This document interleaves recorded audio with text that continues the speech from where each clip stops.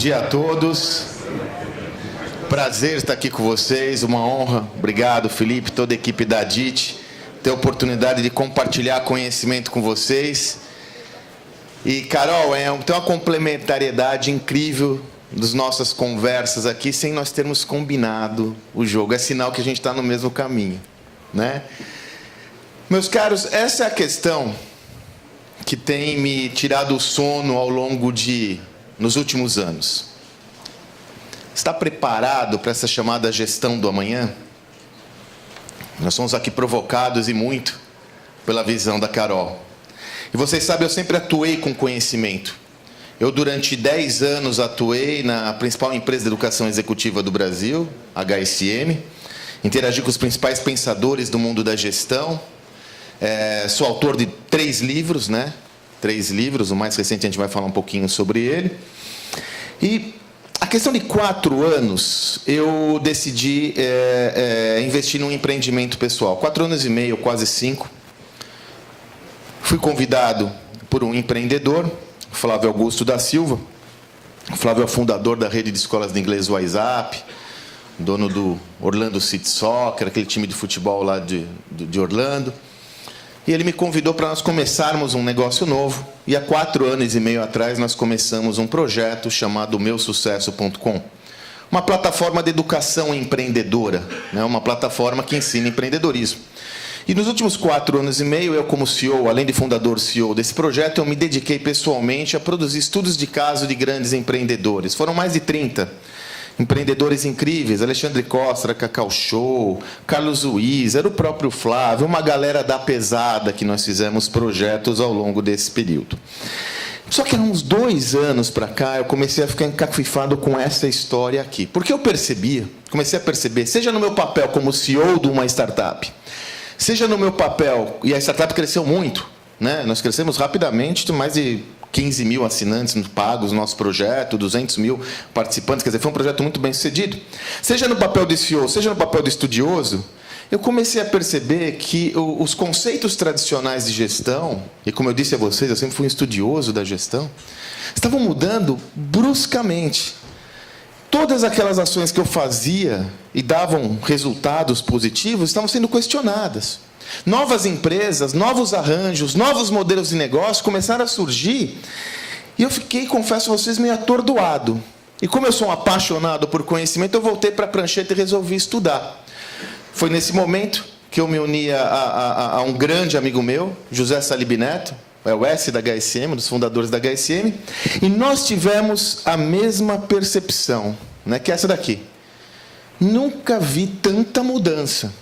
Nunca vivenciei tanta transformação. Falei, será que essa é uma sensação nossa ou é verdade? Será que isso é só um mito? Será que isso é só uma conversinha para boi dormir? Ou é realidade? E aí nós começamos a estudar. Esse estudo foi tão intenso. Aliás, fazendo um parênteses a vocês, essa visão foi tão intensa para mim, que eu resolvi entregar minhas ações na minha startup, resolvi abrir a mão de ser o CEO desse negócio, para me dedicar especificamente a compartilhar conhecimento, a estudar essa nova era. E aí, nós começamos a fazer um trabalho, um estudo, peraí, Salib, mas está mudando mesmo? E nós fomos lá atrás. Como a Carol disse aqui, nós temos mudanças importantes no mundo da gestão, que até então foi vigorado pela lógica da Revolução Industrial, do mecanicismo, da posse e propriedade. Então, nós estudamos, desde lá da primeira Revolução Industrial até os dias atuais, para ver se realmente, qual que é a origem dessa transformação. Porque parece que nós caímos de paraquedas, acordamos e está tudo mudando. Não é verdade. Minha maior referência intelectual, Peter Drucker, já dizia, para você predizer o futuro, você tem que entender o passado. Para você enxergar para onde você vai, você tem que entender de onde você veio. E aí nós adotamos uma premissa inédita até então, de explicar as mudanças do mundo corporativo, entendendo as mudanças na sociedade. Nós não percebemos muitas vezes isso. O que acontece nos nossos negócios é resultado de uma mudança do comportamento social. A Carol deu uma aula incrível aqui agora. Todas as mudanças que ela mostrou foram provenientes da mudança de quem? Do cliente. Aí a gente fala cliente em terceira pessoa, está errado. as nossas mudanças. Nós mudamos. E por isso que nós chegamos à chamada quarta revolução industrial. E quando nós chegamos nesse estudo, ficou tão interessante que nós falamos, vamos escrever o livro. Né? Quer dizer, agora que a gente fez toda a análise de onde nós estamos, análise histórica, quais são os modelos de negócios mais bem-sucedidos nessa nova era? Quais são os modelos de liderança? E aí surgiu esse projeto chamado Gestão do Amanhã, que é esse livro de minha autoria com José Salib Neto. Felizmente é um dos livros de negócio mais vendidos do país, na 9ª semana consecutiva no ranking dos livros de negócio da Folha de São Paulo. Né? Estamos ali batalhando com o Kotler, né? Sempre estamos ali, né? Mas nós estamos trabalhando, né? Adoro o Kotler, mas ele vai comer grama daqui a pouco. Enfim, e nós começamos o livro com aquela análise histórica. Esse é um mapa mental do começo do livro, tentando explicar aquilo que a Carol trouxe aqui. O negócio mudou. Mas é curioso, né, que alguns ainda têm dúvidas sobre essa chamada quarta revolução industrial. Esse termo foi cunhado por Klaus Schwab, chairman e fundador do Fórum Econômico Mundial de Davos. E por que? Alguns perguntam, mas Sandro, por que essas transformações são tão intensas? E o Klaus Schwab tem uma definição muito precisa. Pela primeira vez na história da humanidade, alguns fenômenos se harmonizam, alguns fenômenos estão presentes no mesmo espaço-tempo. Fenômenos que, por si só, já teriam a capacidade de transformar uma sociedade, hoje estão todos atuando de forma harmônica e integrada. Internet das coisas, inteligência artificial, mudanças genéticas, nanotecnologia, big data, tudo está acontecendo aqui e agora, devido à tecnologia. Nós muitas vezes não percebemos, mas a tecnologia embarcada num aparelhinho como esse, talvez fosse necessário, há 10 anos atrás, termos mainframes, servidores aqui, salas e salas para fazer o que hoje, quando você tira uma foto no Facebook, a ferramenta de reconhecimento facial do Facebook. É uma solução sofisticadíssima tecnológica, de inteligência artificial e big data, que cabe no nosso bolso. A poucos R$1.000, né? Milhares de reais, perdão. Aliás, vocês sabem que o Facebook tem 2 bilhões de imagens mapeadas hoje no mundo, né? 2 bilhões de faces mapeadas no mundo todo. Alguns não entendem a profundidade dessas transformações. E como eu disse, as transformações que nos impactam são transformações sociais. Eu poderia demonstrar essas transformações mostrando o que está acontecendo no mundo da educação. Nós aprendemos hoje de uma forma muito distinta do passado. Eu poderia mostrar as mudanças de como existem transformações provenientes da matriz de entretenimento. Mas eu estava vendo um fato fundamental agora, um fato curiosíssimo agora na Copa, né, pessoal? Eu estava de trem, andando num trem urbano em São Paulo, havia gente assistindo o jogo no celular, no trem. Mas, Sandro, isso não é normal, gente, isso é uma revolução incrível, quem é da minha geração lembra. Eu até fiz um texto agora que a minha primeira Copa colorida foi em 82. Até então era televisão preta e branca, com um bombril na antena, poucos canais, não era isso? Hoje você consome tudo, que é brilhante, maravilhoso. Mas eu trouxe para vocês, para comprovar a vocês a nossa tese da transformação, uma das matrizes mais importantes da sociedade, a matriz de mobilidade urbana. Não sei se vocês estão familiarizados com esse dado. Houve uma redução de 20% no total de carteiras de habilitação emitidas em São Paulo. 20% é muita coisa, pessoal. 20% é 1 em 5. A Carol fez um spoiler aqui, né? O que aconteceu? Por que acontece isso, gente? Porque não está mais no ideário do jovem ter um automóvel. Essa é uma mudança de comportamento fundamental que mobiliza toda a sociedade. Na minha geração e nas gerações anteriores, ter um carro era o grande objeto de desejo de qualquer jovem. Não está mais no ideário do jovem ter a posse do automóvel. Quem é o grande responsável por isso, pessoal? Um dos grandes responsáveis por isso? Tecnologia da informação. Os aplicativos, Uber, o Cabify, 99, por aí afora. Geraram uma mobilidade muito maior. Ah, Sandro, então a transformação é só o fato da galera poder pedir um carro a hora que desejar? Não, vai muito mais longe do que isso. Aí entra um tema, por isso que eu escolhi a matriz de mobilidade, que tem tudo a ver com a realidade de vocês. Né? Por exemplo, não sei se vocês viram, também no mês passado, o Uber comprou uma das principais empresas de bike share dos Estados Unidos. Compartilhamento de bike. Negócio gigantesco na China. Na China estão cadastrados mais de 400 milhões de usuários de bike share, de bike compartilhada. Virou um problema de Estado. Virou um problema de Estado, porque uma das startups quebrou e as bikes estão todas lá largadas no meio da rua e é necessário dar um rumo para aquilo tudo. Aqui no Brasil não vai ser diferente, pessoal. Os dois fundadores, dos 3 fundadores da 99 Táxi, o Ariel, esqueci o nome do outro, acabaram de anunciar, há 3 semanas atrás, a Yellow, que vai começar a operar em São Paulo com 20 mil bikes. Né? Mas, Sandro, a tecnologia tem a ver com isso? Tem tudo. Sabe por quê? Não sei se vocês estão familiarizados com esse exemplo, mas, normalmente, o compartilhamento de bikes se dá por meio de bolsões, correto? Você pega no bolsão e entrega no bolsão. Não mais. Aquela do Uber e essa aqui também são sensores de geolocalização na bike. Eu posso deixar a bike na porta do meu escritório e ir embora. A outra pessoa que quer pegar uma bike acessa o aplicativo, vê a mais próxima e deixa na porta da casa dele. Para que ter carro? E aí quem é de São Paulo, trafega ali pela região da Faria Lima, região de Pinheiros, eu me surpreendi. Estava lá visitando meu amigo Romeu Bussarello, lá na Tecnisa, lá na Faria Lima. Quando eu ia para o shopping, falei, vou pegar um Uber, mas eu vi uns executivos andando numa bicicleta com garupa, né? Vocês viram essa história? Bike Xi? É um Uber de bike com motorista. Então você pede no aplicativo, você pega no aplicativo, vai lá, é R$ 2,70 por quilômetro rodado, algo do gênero. Não é tão barato, inclusive, só que é muito mais rápido. Trechos curtos. Você pede o aplicativo e espera, vem lá o cara com a bike, 2 lugares, você senta. Fui até o Shopping Guatemi de bicicleta na garupa do cara. Tirei foto para minha esposa até, achei engraçado. Ó.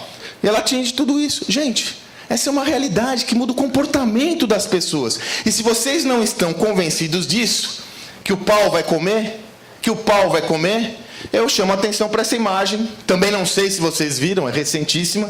Né? Alguém sabe o que é essa imagem? É o veículo individual automotor. Essa imagem é um protótipo real da Embraer, num projeto que a Embraer tem com Uber.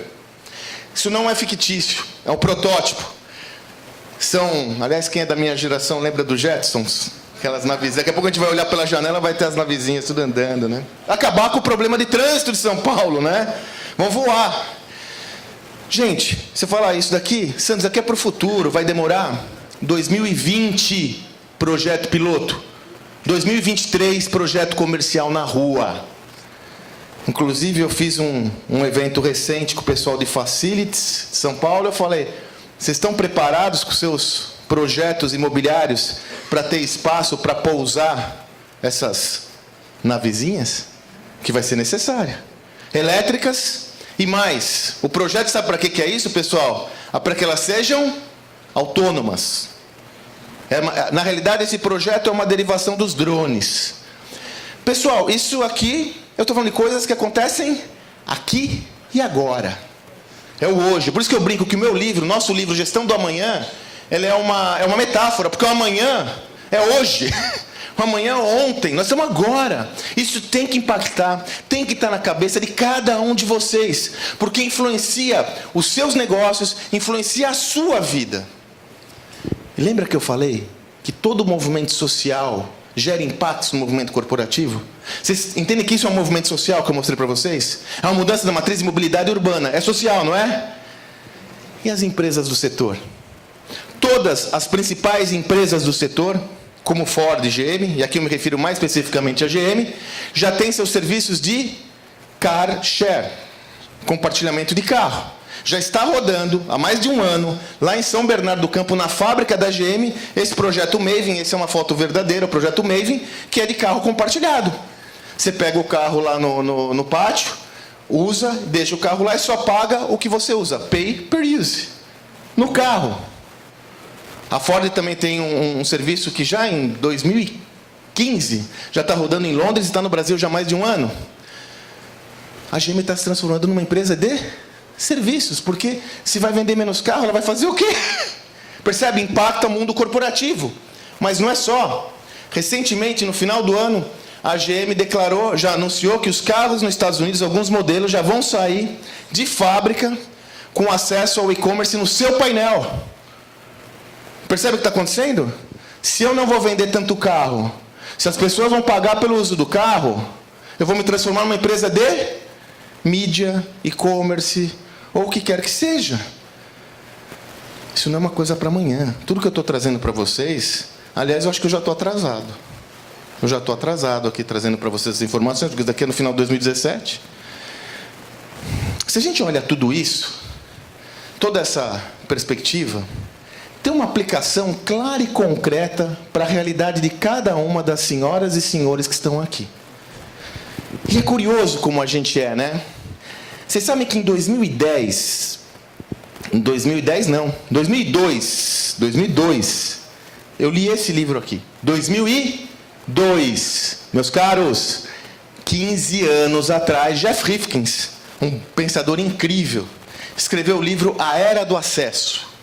Nessa obra, o Rifkin já preconizava que na nova economia as pessoas vão trocar o desejo por ter a posse de coisas para ter o acesso. 2001, ele escreveu esse livro.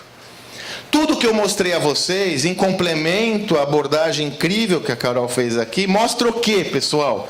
Cada vez mais o ser humano, os indivíduos, estão favorecendo, valorizando o acesso em detrimento da posse. Isso é uma baita notícia para todos vocês aqui, não é? Isso é uma baita notícia. Pode ser uma notícia boa, pode ser uma notícia menos alvissareira, quando a gente percebe que quem está liderando essa revolução não são as empresas tradicionais. Quem está liderando essa revolução são startups, são novas empresas, não só no segmento de vocês, mas em qualquer segmento aqui, coloquei algumas. Varejo, a Amazon, Netflix com entretenimento, vocês viram que semana retrasada a Netflix chegou no valor de mercado de 152 bilhões de dólares e se transformou na empresa de entretenimento mais valiosa do mundo, passando a Disney e a Comcast, né? A Netflix. Então, são as startups, são novas empresas que estão liderando essa transformação. O porquê? As organizações tradicionais, com a sua força, seu conhecimento, sua sapiência, seus recursos, não estão protagonizando essa transformação. E digo mais, não é que não estão protagonizando, muitas têm ficado pelo caminho. No livro nós fazemos o estudo de vários fracassos corporativos, Felipe colocou muito bem. Nós temos o hábito, às vezes, de olhar sagas corporativas como se fossem jornadas ascendentes, né? Só sucesso?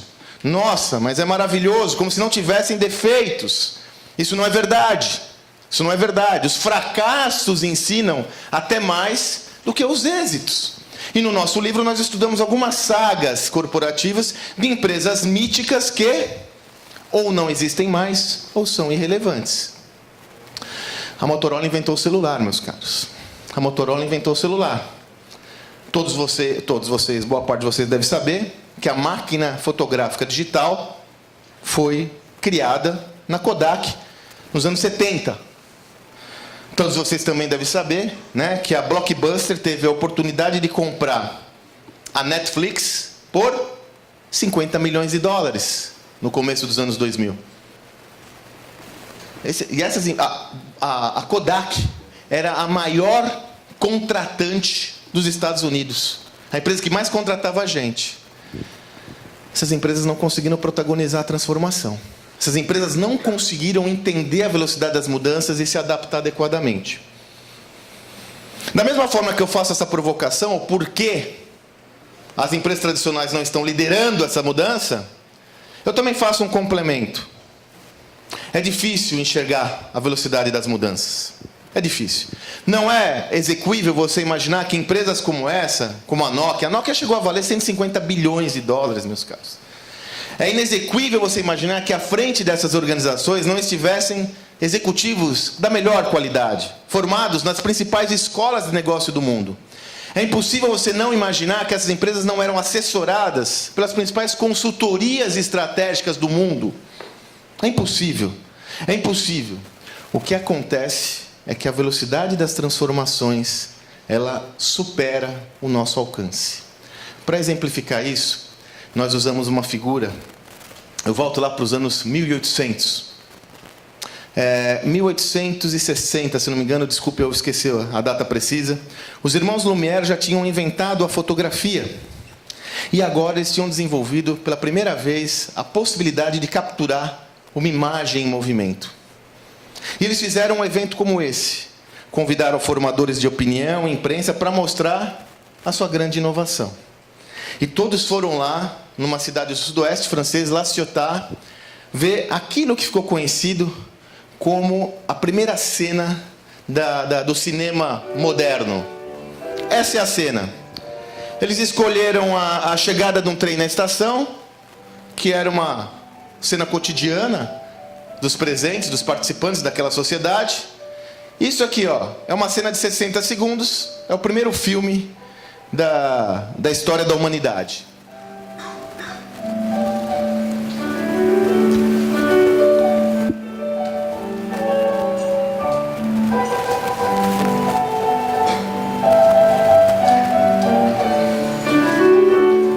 Esse é um filme, essa cena é original.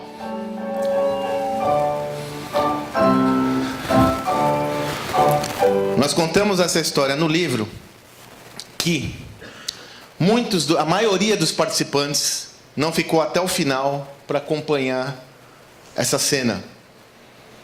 Você sabe o que aconteceu com eles? Quem arrisca? Fugiram. Fugiram. Por que fugiram? Medo do trem. Medo que o trem ia sair da tela, invadir a sala e atropelá-los. Uma outra parte fez tchauzinho para o trem, como se aquela cena fosse uma realidade. Por que eu trago essa imagem para vocês, mas como metáfora? A velocidade das transformações tecnológicas é mais rápida do que a nossa capacidade de interpretá-las. As mudanças são tão rápidas que nós, como seres humanos, temos dificuldade de codificá-las, de entender. Por isso que tem aqui, né, agentes de provocação como eu, a Carol, que ficam aqui falando para vocês, gente, está mudando. Abre os olhos, porque é natural que haja dificuldade de entendimento. No livro eu cito uma frase que também é do Drucker, eu só dei uma mudadinha. O Drucker comentava, né, que a cultura devora a estratégia todo dia no café da manhã. Né? Essa é uma frase célebre de Peter Drucker. Nós mudamos um pouquinho. E eu digo o seguinte lá, ó, a rotina devora o pensamento de longo prazo e a inovação todo dia no café da manhã. E a rotina de vocês é muito intensa. Né? Desde as fases de concepção dos projetos até a fase de operacionalização do projeto. Quer dizer, o pau come todo dia e não dá para esperar muito tempo. Nesse contexto, você olha pela janela, as mudanças acontecendo e parece que você está parado. É aqui que eu quero chamar a atenção de vocês, meus caros. É necessário, é mandatório mudar o padrão de comportamento de todos os líderes, todos vocês dessa indústria, não só dessa indústria. Nós temos de abraçar a tecnologia de uma forma distinta. Por que é tão difícil nós conseguirmos abraçar a inovação de uma forma tão distinta? Por que é tão difícil nós, a despeito do fato de que racionalmente entendermos que a mudança existe, por que é tão difícil muitas vezes mudarmos? Um aspecto eu já mencionei, a própria dificuldade de entendimento. Agora tem um aspecto colateral que é complementar a esse, que é a percepção de risco. Nós temos medo de mudar, né? Nós temos medo de inovar. Nós percebemos o risco de mudarmos e nos transformarmos, não percebemos? Agora, Olha só, pessoal, que paradoxo. Via de regra, quando nós percebemos risco, nós percebemos o risco da mudança, não é? Mas nós não percebemos o risco de ficar parado. Nós não percebemos o risco de ficar parado. E hoje, paradoxalmente, é mais arriscado ficar parado, repetir o status quo, o modelo já existente, do que se movimentar. Essa é uma mudança fundamental. No livro, nós mapeamos, nossos estudos, nós mapeamos 8 novas competências do líder. Uma delas é essa, uma maior predisposição ao risco. E aí nós usamos um protagonista que nós gostamos muito para exemplificar a importância de tomar risco, né? Vocês sabem que, inclusive, é uma curiosidade, né? Quando nós escrevemos o livro, quem vai dar um endorsement no livro, né? Quem vai dar o endosso do nosso livro? Eu já tinha subido muito a barra, porque no meu primeiro livro, nos meus 2 primeiros livros, quem escreve o endosso é o Philip Kotler. E quem estuda marketing sabe que o Kotler, né, é algo como um semideus do marketing, né? Quem vai escrever esse endosso? E aí nós tivemos a ideia, já que a gente fala de transformação, empreendedorismo, mudança, gestão, ninguém melhor que o Jorge Paulo Lemann. E nós convidamos o Jorge Paulo Lemann, temos o orgulho de o único livro, a única obra brasileira e mundial que tem o endosso do Jorge Paulo Lemann, é a nossa. E eu selecionei um trecho num evento que o Lemann fala sobre risco. Olha que interessante aqui, pessoal.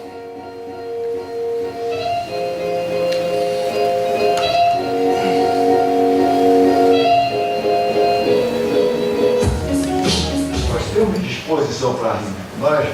Nós achamos que risco é parte da vida. O maior risco é não tomar risco. Quer dizer, se você não toma risco, você não faz nada. E eu acho, por exemplo, que as escolas de negócio, que eu conheço, inclusive Harvard, etc., ensina o pessoal todo a não tomar risco. Quer dizer, sempre ensina a ser cauteloso, a não tomar risco, né? Quer dizer, então, quanto mais você estuda, em geral, mais às vezes você erra risco. Você quer saber exatamente como é que vai funcionar, como é que vai ser o cash flow, e acaba não tomando risco. Entendeu? Então eu acho isso um perigo e nós mais ou menos conseguimos evitar esse perigo de não assumir riscos, né? Eu acho que risco é uma coisa que você aprende aos poucos. Você não aprende na escola, nem aquilo faz parte da sua personalidade, você aprende tomando uns riscos menores, aí você faz um pouco maior, né? E aí vai indo e você começa a ter uma sensação. Agora, tem que sempre tomar cuidado para não ficar confiante demais, quer dizer, achar que só porque deu sempre certo vai ter risco. Então tem que ser um passinho por trás do outro, né? A primeira referência, então, que eu quero trazer para vocês diz respeito a essa questão do risco. Eu trago o Jorge Paulo Lemann como uma referência nesse sentido, pegando carona no que ele disse, que eu vejo como de muita relevância para a reflexão de vocês. Nós nunca fomos educados a tomar risco. Tenta tomar risco. Tenta você, quando era um moleque, uma menina de 12 anos, tomar risco na prova de geografia e formular a resposta de uma forma distinta da convencional. O que ia acontecer? Bomba. Todo modelo educacional é baseado no quê, pessoal? Repetição e resposta pronta, concordam? Não tem espaço para interpretação. O que é o vestibular, meus caros? Quem tem filho, eu tenho uma de 19, que acompanhei toda a saga do vestibular. Quem tem filhos com 16, 17 anos sabe do que eu estou falando. É um verdadeiro martírio. E tem que ter a resposta pronta. Tem que saber o emprego, a aula que vai fazer. É uma loucura. E vocês já pararam para pensar? Desde o começo da educação básica até a universitária, nós não fomos programados para arriscar. Só que aí você entra no mercado de trabalho, senta o bumbumzinho na sua cadeira e pedem para você inovar, para você tomar risco, para você pensar diferente. Alguma coisa está fora da ordem, vocês concordam? Então cabe a nós, todos, líderes empresariais, e nós, refletindo individualmente, pensar como nós podemos sair desse ciclo vicioso que pode nos levar ao fracasso e obsolescência. Falando em obsolescência, eu gosto muito do Jorge Paulo, até o que aconteceu recentemente só me fortaleceu essa minha admiração por ele. Vou contar uma historinha rápida para vocês, tem tudo a ver com isso. Vamos pedir o endorsement do Jorge Paulo.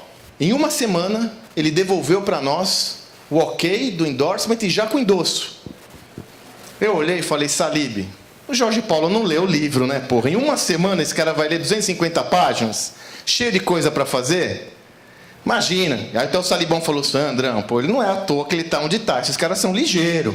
Lógico que ele leu o livro. Depois de uma semana ele mandou uma mensagem para nós, para mim e para o Salib, querendo marcar uma reunião. E na própria mensagem ele já falava que ele queria discutir um pouco mais esses temas do amanhã na realidade do negócio dele. E olha que é uma realidade grande, né, pessoal? O Jorge Paulo seguramente é um dos empreendedores, se não o empreendedor mais bem-sucedido da história do Brasil, né? Pelo menos da história recente, né, pessoal? Importou ou exportou um modo de gestão muito particular, com muito sucesso. E nós fomos lá, levamos uma análise, eu e o Salib fizemos uma análise prévia do que a gente entendia, fizemos uma pesquisa em dados secundários, conversamos com muita gente da Ambev, da Bembev e tal, e levamos uma visão. E ao final da reunião, o Jorge Paulo falou para a gente, seguramente os meus líderes e as minhas companhias não estão entendendo essas mudanças. Os meus líderes estão com uma extrema dificuldade no entendimento dessas mudanças. E é curioso que quem lê o livro vai ver que a gente faz uma crítica incrível ao modelo de gestão tradicional, que é o modelo da Ambev. A gente faz uma crítica bem ácida ao modelo do Michael Porter, enfim. Nós entendemos que esse modelo ele já está dando sinais de saturação, que é o modelo da Ambev. E ele trouxe isso para a gente, realmente eu entendo isso. E nós saímos da reunião muito assustados. Até falamos, puxa, não vamos falar isso para ninguém, porque se essa informação vaza, imagina se vaza para a imprensa, Jorge Paulo e tal, mas nós não precisamos falar para ninguém, né, gente? Vocês viram aí, 3 semanas atrás, ele num evento nos Estados Unidos, ele mesmo falou, né, me sinto um dinossauro apavorado. Ele assume que os desafios provenientes dessa nova era, dessa nova economia, dessa nova sociedade, e que é necessário que ele se reinvente. Quem ainda não está convencido sobre as mudanças, eu acho que a maioria de vocês está, quem ainda não está convencido, eu diria o seguinte, depois do Jorge Paulo Lema falar que tem que mudar, se reinventar, isso tem que servir como alento para qualquer ser humano na face da Terra. Porque ele tem um modelo virtuoso de sucesso, com track record histórico. Se ele aceita isso, nós temos de aceitar a mudança. Nós temos de aceitar a requerida e mandatória necessidade de nos transformar e transformar os nossos negócios. E olha, gente, depois que ele deu essa declaração, na hora, as empresas dele perderam o valor de mercado de milhões de dólares na hora. Agora, vocês imaginam a inquietude dele para falar isso num evento aberto? Como incômodo! Percebem? E é esse incômodo que eu sugiro que vocês tragam consigo. Mas eu não gostaria hoje só de trazer uma visão, de alertá-los apenas e tão somente sobre a mudança. Baseado nos nossos estudos, eu fiz aqui e também muita conversa com o Felipe, trocando informações. Eu trouxe aqui para vocês, é só referências, entendam que são só referências, entendam que, aliás, uma das características desse novo mundo, eu sempre digo, nós vivemos sob a égide do bônus da ignorância. Nós sempre vivemos sob a égide do ônus da ignorância. Não é? Quem ignorava estava errado, quem era ignorante estava... Não, hoje tem o bônus da ignorância. Então aqui não tem mais receita pronta, não tem resposta fácil para as questões complexas que se colocam. Então, entendam que os 5 passos, ou as 5 reflexões que eu trago para vocês são isso. Reflexões. Como vocês, como nós, como vocês, o negócio de vocês, podem se aproximar, abraçar essas transformações. Como vocês podem, a partir de uma provocação tão forte que está sendo feita aqui, caminhar rumo ao novo.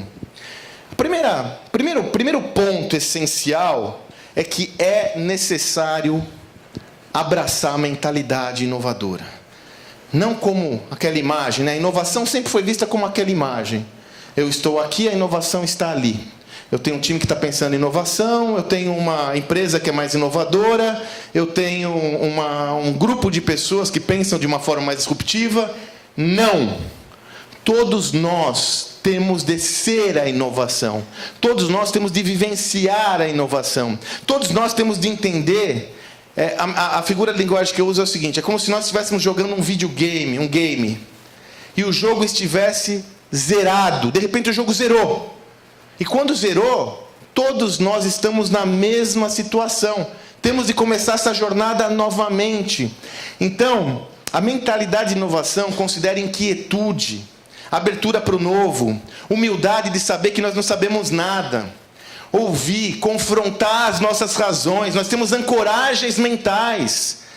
Existe uma leitura que vocês têm que anotar, e vocês não podem perder essa perspectiva nunca, a partir de agora.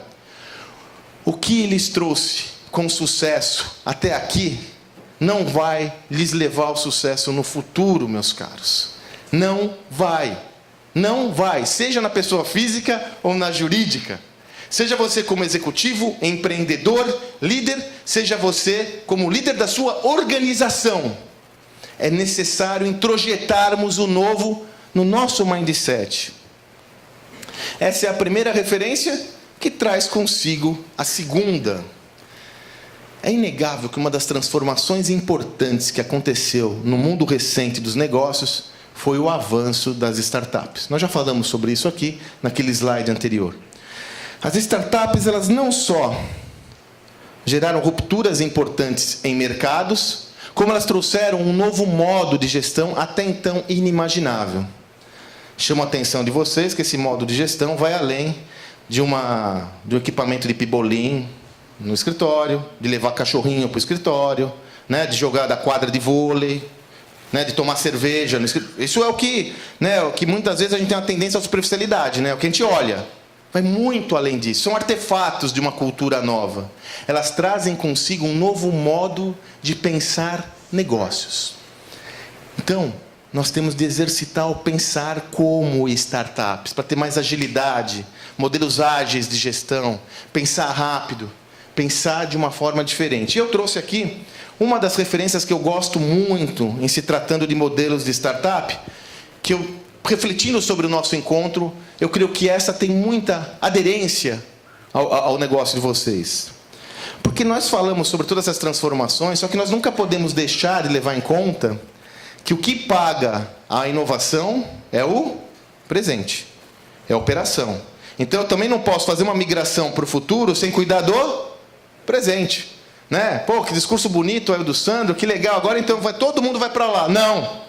Mas você vai ter dinheiro para pagar a inovação. Então você tem que ser excelente operacional, tem que ter uma gestão de custos absolutamente espartana, tem que estar orientado às assumptions do negócio, mas tem que pensar também o novo. E é muito difícil, né, pessoal? É muito difícil. É muito difícil. Jorge Paulo Lema. Né? Tamanho, vai crescendo, complexidade, gente, enfim.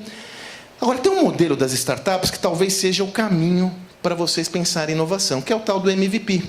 Mínimo Produto Viável.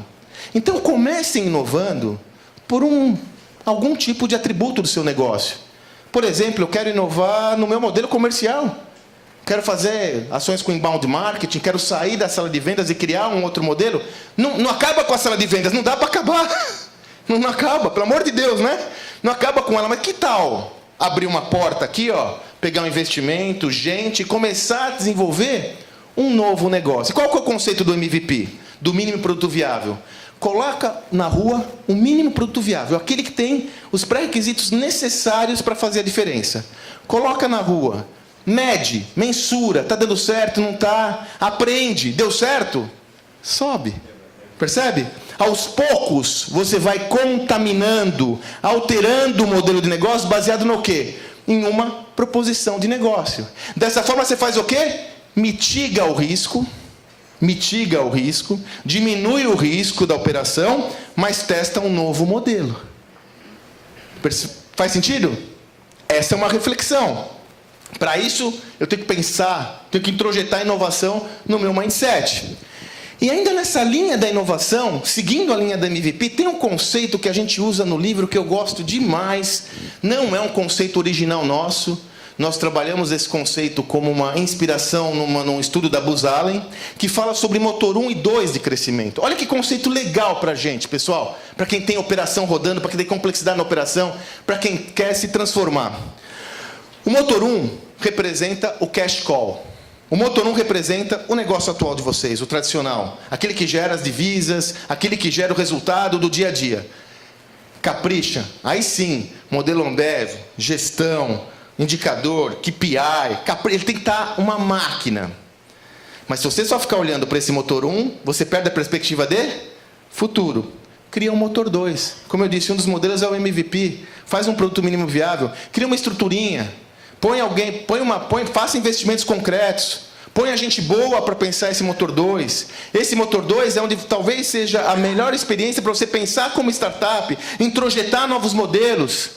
Traga gente nova para a sua empresa. E nova eu não digo só de idade. Outra babaquice. Achar que o novo só tem relação com jovem. Não! Eu conheço um monte de jovem com cabeça velha. E conheço um monte de gente com mais idade, hiper up to date. Você tem que trazer agentes de transformação para o seu negócio. Agora, algumas observações aqui. Eu vejo que muitas vezes iniciativas como essa, a empresa coloca lá o motor 2 e coloca para tocar esse motor 2, como ele ainda não está absorvido pela cultura e tal, quem vai tocar a inovação? Normalmente a escolha recai para os menos privilegiados. Não sei se vocês têm vivenciado isso, mas a minha experiência mostra, coloca alguém lá para tocar essa inovaçãozinha aí, coloca alguém que não está muito bem encaixado. Não, tem que tirar aquele cara. Não, se eu tirar ele dali, ferrou. Se eu tirar ele dali, não vai gerar recurso. Não, põe o outro ali. Não. Tem que levar a sério isso. Segunda coisa, segundo elemento, envie recursos. Invista recursos. Recursos concretos, não só financeiros, recursos, capital intelectual, capital relacional, coloque realmente energia nisso. E terceiro, e o mais importante, você não pode utilizar a mesma régua que você utiliza para mensurar o seu negócio, para mensurar uma inovação. Se você usar a mesma régua, você vai se dar mal. Por quê? Uma inovação, via de regra não, mas usualmente ela gera resultados no longo prazo, num contexto imprevisto e incerto.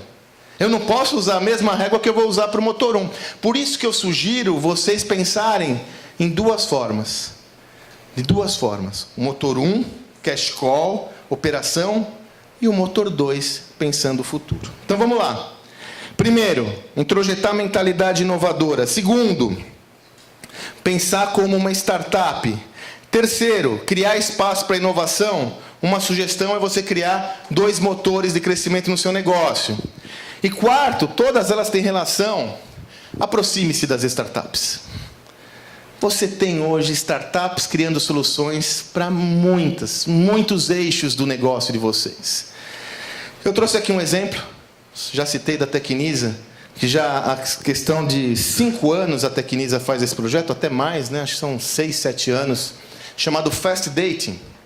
Uma vez por mês, os líderes da Tecnisa se reúnem, um dia por mês, para receber pitches, apresentações de startups. Então, se você tem uma startup, você entra lá no sistema, no site da Tecnisa, inscreve a sua sugestão, e são selecionados os melhores, e uma vez por mês, cada uma tem 10 minutos para apresentar a sua solução. Essa foi a forma que a Tecnisa encontrou para estar próximo de startups, conhecendo o que está acontecendo em vários frentes do seu negócio. Pode ser no front desk, pode ser na experiência com o cliente, pode ser no melhor uso de materiais, enfim. São várias as derivações possíveis dessa iniciativa. Hoje as estatísticas mostram que já foi gerado com esse projeto mais de 100 milhões, ou de economia, ou de ganho ou de economia de produtividade, ou de ganho de receita adicional, por meio da aproximação com essas startups. Só trouxe um exemplo para vocês, mas, veja, em cada local que vocês moram ou atuam, tem clusters de startups. Lá em São Paulo você tem o Cubo do Itaú com o Redpoint, o Habitado do Bradesco. Você encontra em vários locais. Santa Catarina, Floripa está bombando a economia empreendedora digital. Belo Horizonte, nem se fala, São Pedro Valley. Né? Londrina, eu fui para Londrina, fiquei impressionado com as chamadas agrotechs. Vão proativamente visitar esses caras. Vão ver o que está acontecendo, vão conhecer, abram as suas portas. Primeiro, que as startups vão adorar. Segundo, vocês vão aprender Terceiro, podem ali ter gerado negócios importantes para o negócio de vocês, que vocês podem comprar, entrar de sócio, investir, ser cliente. Então, se aproximem das startups. Hoje não é o que necessariamente acontece. Existe um certo distanciamento desses dois universos. E a quinta referência, quinta e última referência, está mais relacionada a um comportamento, a uma competência de liderança. Seja um líder conector. Eu não sei se vocês sabem, mas no cartão de visitas de Steve Jobs estava lá CCO, Chief Connector Officer. O Steve Jobs se autoproclamava um conector. E é graças a essa visão multidisciplinar de Steve Jobs, essa visão estratégica, que ele conseguiu construir seguramente uma das plataformas de negócios mais vibrantes da história da humanidade. Não à toa, a Apple hoje é a maior empresa do mundo. Eu separei um videozinho aqui, bem curtinho, de 3 minutos, que mostra uma passagem muito rica na trajetória de Steve Jobs. Lá atrás, nos anos 70, o maior centro de inovações do mundo, uma das empresas que tinha o maior centro de inovações do mundo, era a Xerox, em Palo Alto. Foi lá que saíram algumas das principais inovações do mundo. E eu encontrei um videozinho do Steve Jobs falando quando ele visitou a Xerox e o que ele trouxe de lá. Vejam, o pensamento, quando eu falo conector, é o connecting the dots, sabe? É enxergar aonde eu estou, aonde eu vou, como eu conecto todos esses pontos em prol de um caminho.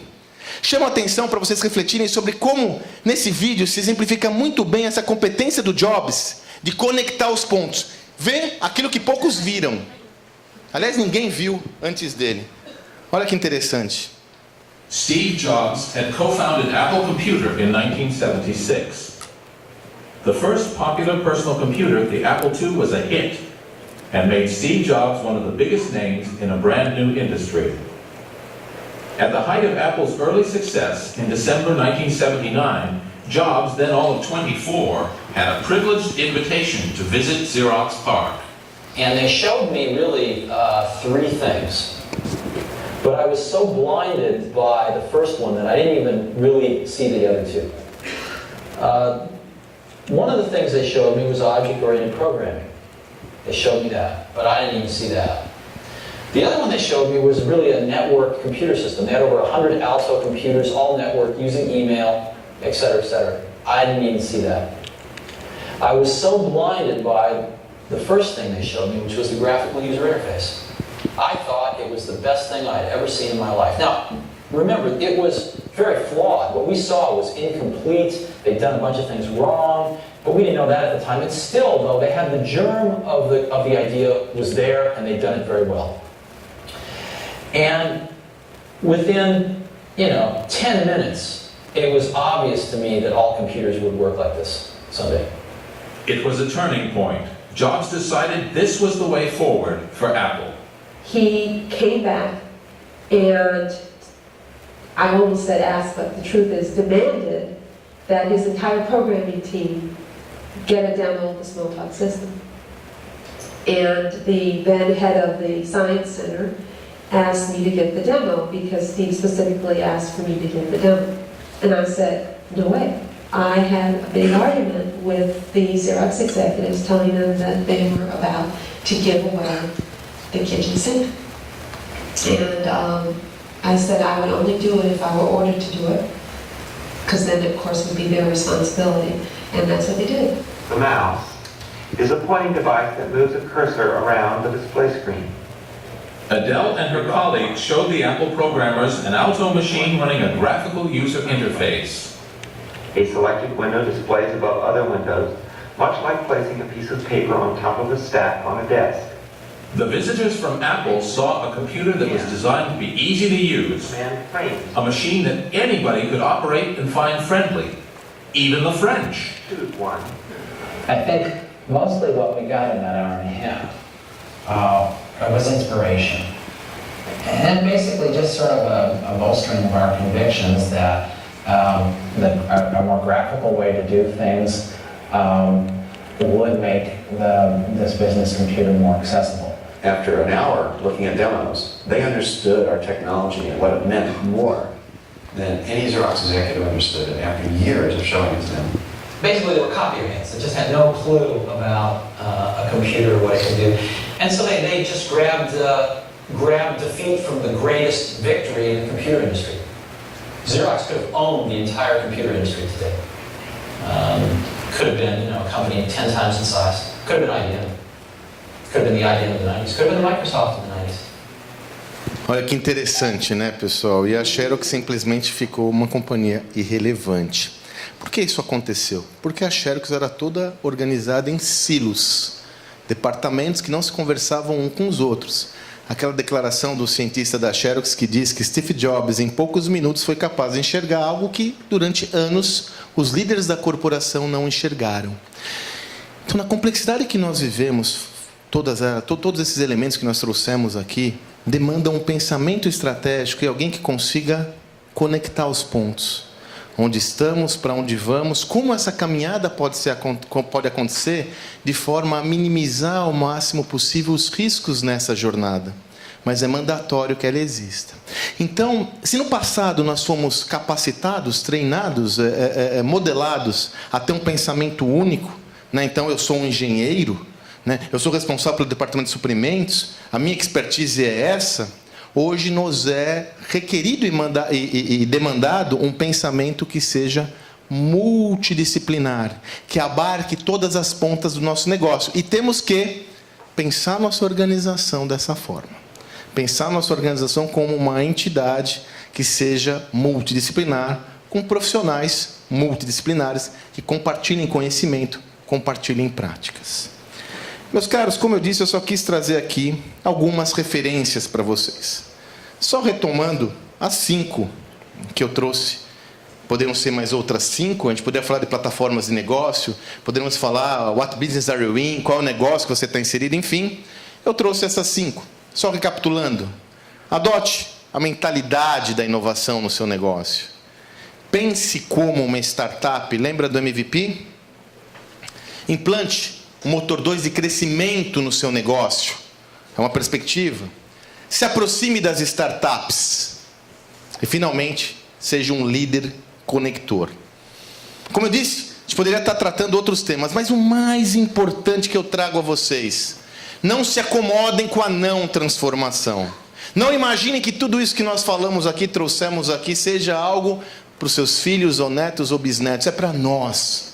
E se, por um lado, esse mundo ele é repleto de desafios, armadilhas, por outro, eu acredito que não haveria um espaço-tempo mais virtuoso para nós vivermos. É o mundo das possibilidades. Vocês podem olhar tudo isso e falar: Sandro, mas puxa vida, legal, nós estamos aqui nessa sala, nesse evento, conversando sobre isso, mas amanhã não, quarta-feira, quando eu voltar para o meu negócio, eu me deparo com práticas antigas, práticas tradicionais, demandas que já estão datadas, um mundo diferente desse. Então, para finalizar, eu trago aqui para vocês. Aliás, eu fechei o nosso livro com esse conceito. Existe um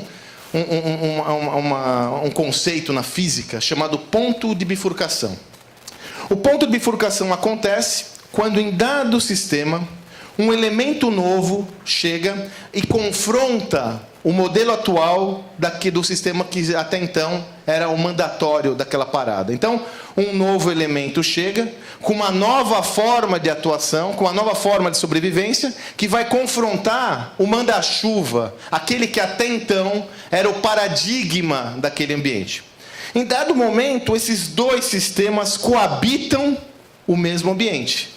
O tradicional, o consolidado, com o novo. Quando isso acontece, qual que é a percepção clara, meus caros?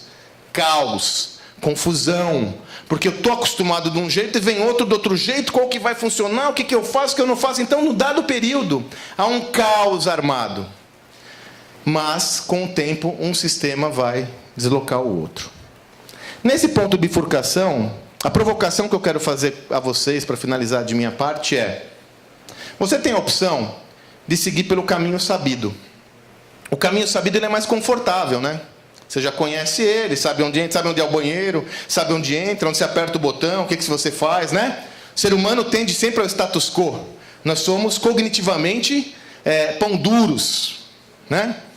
Esse caminho, ele é tranquilo, em tese.